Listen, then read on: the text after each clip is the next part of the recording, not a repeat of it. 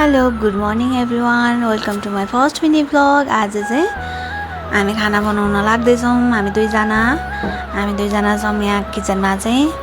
अनि मैले चाहिँ चिया बनाएँ, ब्ल्याक टी बनाएँ। अनि त्यस पछाडि बाहिर हेर्दै कालो चिया खानु मजा बेग्लै। अनि उसले चाहिँ आँप काट्दैछ। अनि फर्स्टमा चाहिँ खटीमिठी बनाउने भनेर। अनि यो कालो कराई देखेर चाहिँ नेगेटिभ कमेन्ट नगरिदिनु होला गाइज, किनकि यो कालो कराईमा पकाउन एकदमै सजिलो पनि छ कि। कालो कालो कस्तो फोहोर भयो भने नभन्नु ल। अनि त्यस पछाडि अनि उसले चाहिँ आँपको खटीमिठी बनाउँछ। हजुरहरूले चाहिँ खटीमिठी भन्नुहुन्छ कि आँपको अचार भन्नुहुन्छ कि पकाएको अचार के भन्नुहुन्छ कमेन्ट गर्नु होला गाइज। मेरो चाहिँ यो फर्स्ट मिनी भ्लग हो। अनि त्यही माथि मलाई भोइस ओभर गर्नु पनि खासै आउँदैन। हजुरहरूले त्यस्तो केही पनि नभनिदिनु होला।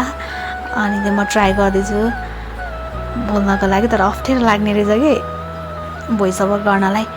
अनि त्यस पछाडि पाक्यो, गफ गर्दा गर्दै खटीमिठी पनि पाक्यो।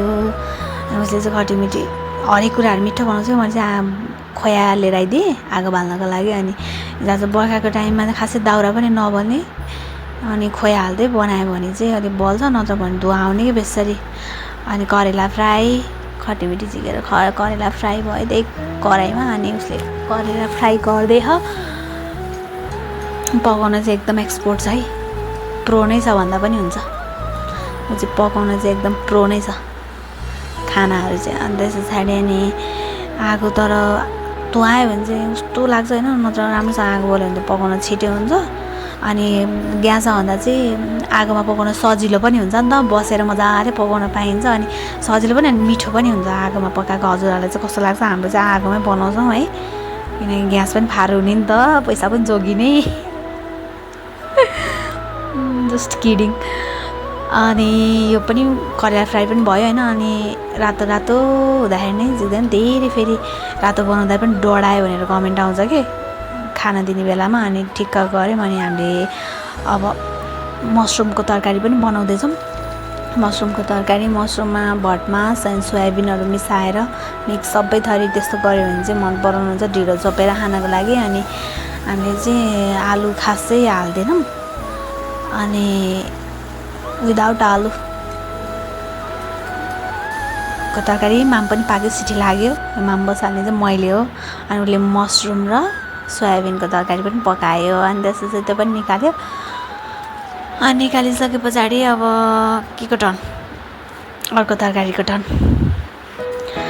अनि आलु र बोडी होइन, यो आलु हाल्दासम्म त ऊ भएन। बोडी राखिसकेपछि त आलु पनि कालो हुन्छ कि, यस्तो खालको बोडी हो कि अचम्म लाग्दो भने।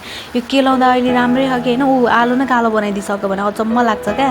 अनि यो बोडी कुन बोडी हो हजुरहरूले कमेन्ट गरिदिन, थाहा छ भने। नमिठो होइन, मिठो नै हुन्छ। तर यो लामो पनि हुँदैन, छोटो पनि हुँदैन, मिडियम साइजको हुन्छ कि।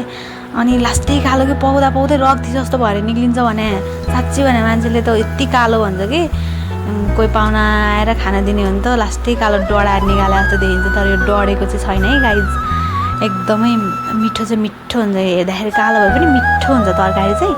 अनि यो के तरकारी, यस्तो कालो तरकारी जस्तो देखिन्छ हेर्नु है, तर मिठो चाहिँ मिठो हुन्छ। कुन बोडी हो थाहा भएन। अनि यो चाहिँ हाम्रै बारीमा आयो क्या।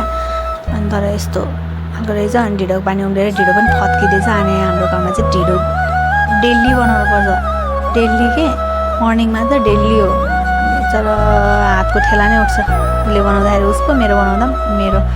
अनि हामीलाई खासै बनाउनु उसलाई त अलि आउँछ, त्यो पनि मलाई आउँदैन। उसलाई जति पनि आउँदैन कि ढिँडो पकाउँदा त। अनि उसले स्वाइँ ढिँडो मस्काउँदैछ होइन, ढिँडो पनि पाकिहाल्यो।